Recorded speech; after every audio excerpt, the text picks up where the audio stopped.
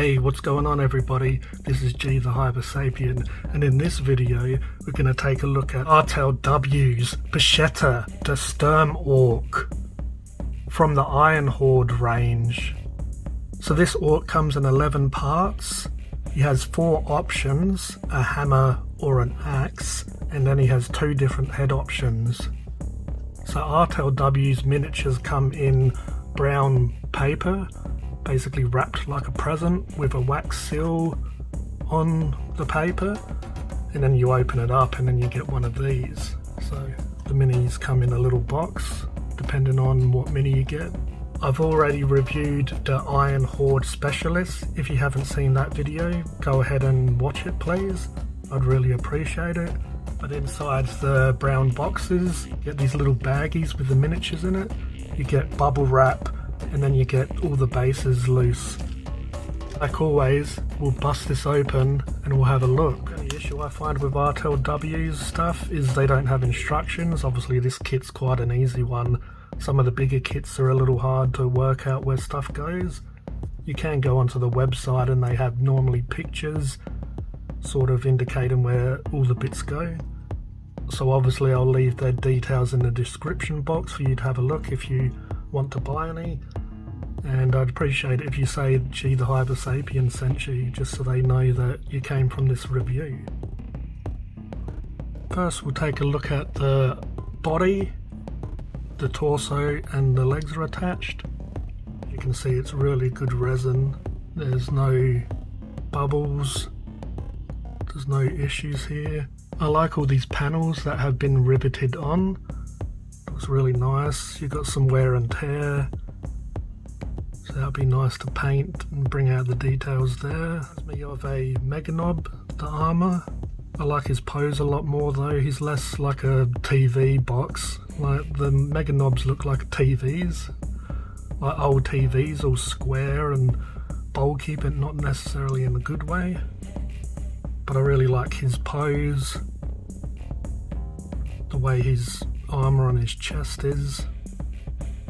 And also it has checkers now. I'm not really a fan of checkers.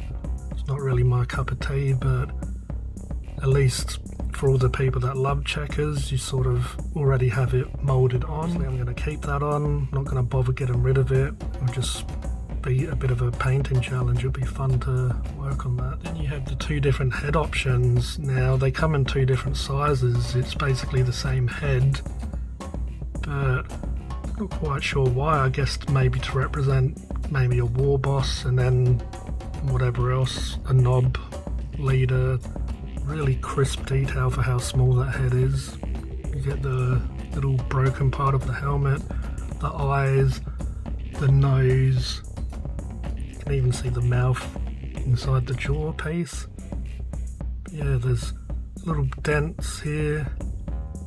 But yeah, that's really nice resin. Then you get the bigger head option. You can see the broken helmet a little bit more, obviously the bigger size, the details there a little bit more. Just like the other one, you can see his fangs or his big teeth, his eyes, eyelids, his nose. He has a little broken part on his jaw piece. He has that same dent. But yeah, as you can see, it's really nice quality resin. These triangle pieces, that's where you slot it into the body. So if I bring the body up, it's for a little bit extra support. So we're about to put him in place, and that's basically how the head goes on.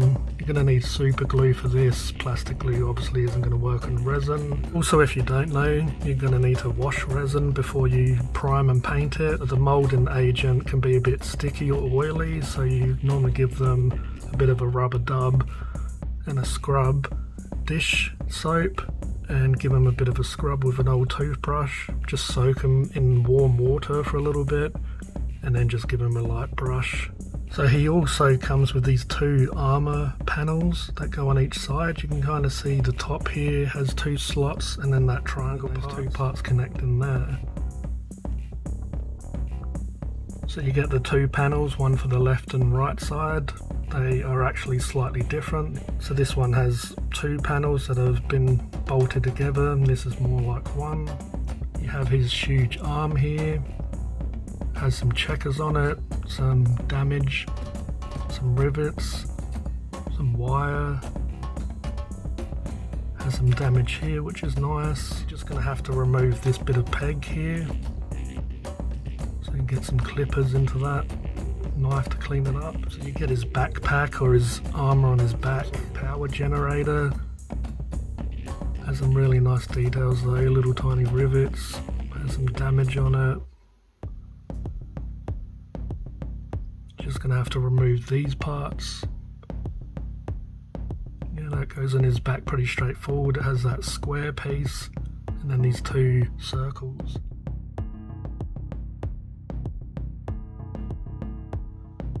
Then you have his weapon, both hands on this staff here, has some wrapping around it. It's a little bit flimsy, this piece, so you just want to be careful. Yeah, really nice detail on his fingers and on his hands and fist. Part lines up, so you got the wire going around. And then you get the hammer. You're gonna have to remove the peg on one side. It's really nice detail. It looks like it has some motion to it, the way these stripes are. Makes it look like it's powered up. Both sides of the hammer are slightly different, very mechanical looking. The last piece you get is other shoulder and arm.